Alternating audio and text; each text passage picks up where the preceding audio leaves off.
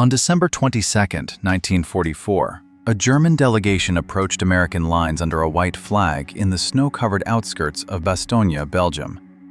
The message they carried was direct and calculated to intimidate. The German army had surrounded the town completely. American forces were cut off from reinforcement. Ammunition was running dangerously low. Medical supplies were dwindling. Temperatures had dropped well below freezing.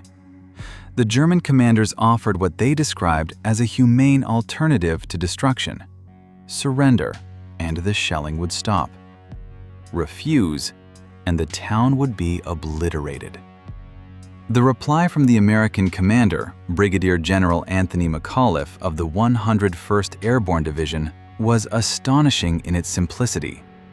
Nuts! The German officers reportedly stared in confusion. The Americans clarified. It meant, in plain language, no surrender. But that moment of defiance was only the surface of a much deeper ordeal.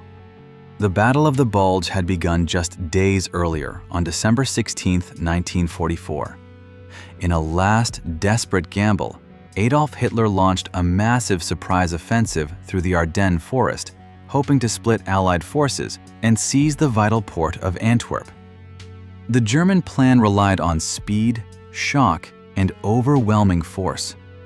Armored divisions pushed forward under heavy fog, taking advantage of poor visibility that grounded Allied aircraft. American units along the front were caught off guard. Some were overrun. Others were forced to retreat. Bastogne quickly became the focal point of the offensive.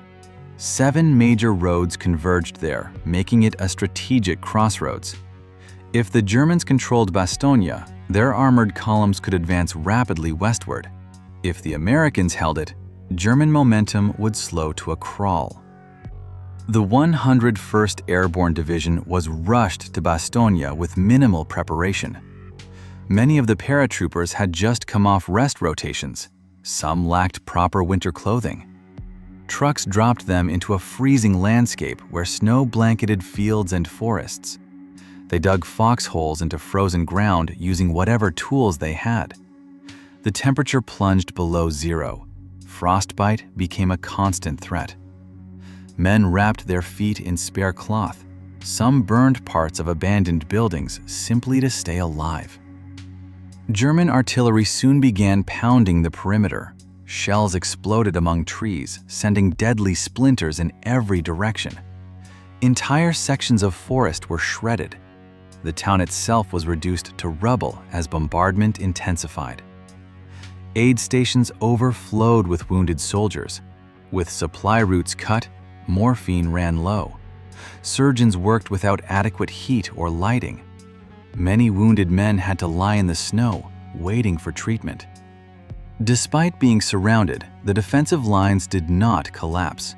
The 101st Airborne, reinforced by elements of other American units, including tank destroyers and artillery crews, established a circular defense around Bastogne.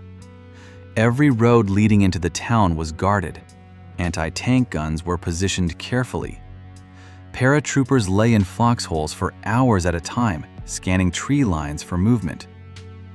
German forces attacked repeatedly. Infantry assaults probed the perimeter. Tanks attempted to punch through weak points. At times, combat devolved into close-quarters fighting in forests where visibility was measured in yards. American bazooka teams waited silently for armored silhouettes to emerge through snowfall before firing at dangerously close range. Machine gun crews held their fire until enemy infantry approached within effective distance. The psychological pressure was immense. The men inside Bastogne knew they were encircled. They knew German numbers were greater. They knew relief might not come quickly. Yet something about being airborne troops, trained to drop behind enemy lines and operate independently, hardened their resolve. Many later recalled that surrender simply never felt like an option. For several critical days, heavy cloud cover prevented Allied aircraft from flying. Supplies could not reach Bastogne. Ammunition stocks dwindled. rations were cut. Some artillery units were ordered to conserve shells, firing only when absolutely necessary. Every shot mattered. Then, on December 23rd, the skies cleared. American transport planes roared overhead, and parachutes blossomed against the winter sky. Crates of ammunition, medical supplies, and food drifted down into the encircled town. Fighter aircraft began strafing German positions. The sound of engines overhead lifted morale instantly. Bastogne was no longer completely isolated.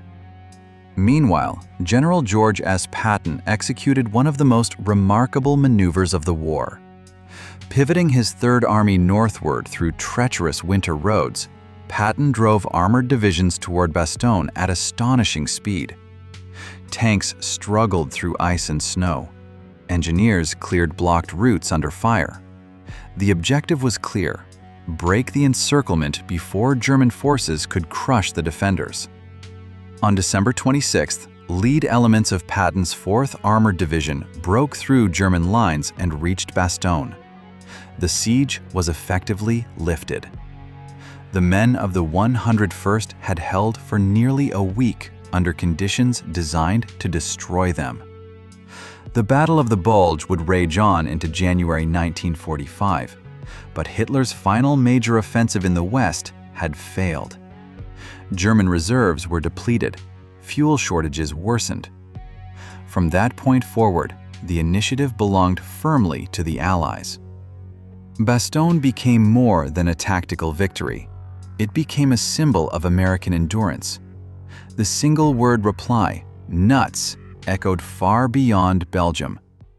It captured a mindset forged through years of war, that even when surrounded, even when freezing, even when outnumbered, American forces would not yield ground easily.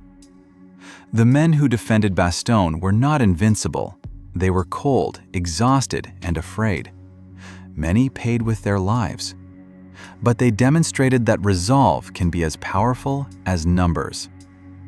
In foxholes carved into frozen earth, under relentless bombardment, they held a crossroads that helped alter the trajectory of the war in Western Europe. Today, the forests of the Ardennes stand quiet once more. Snow still falls in winter. But beneath that silence lies the memory of a week when the outcome of a massive German offensive hinged on a town encircled by enemy forces, and on soldiers who refused to surrender. Surrounded did not mean defeated. It meant stand your ground. And they did.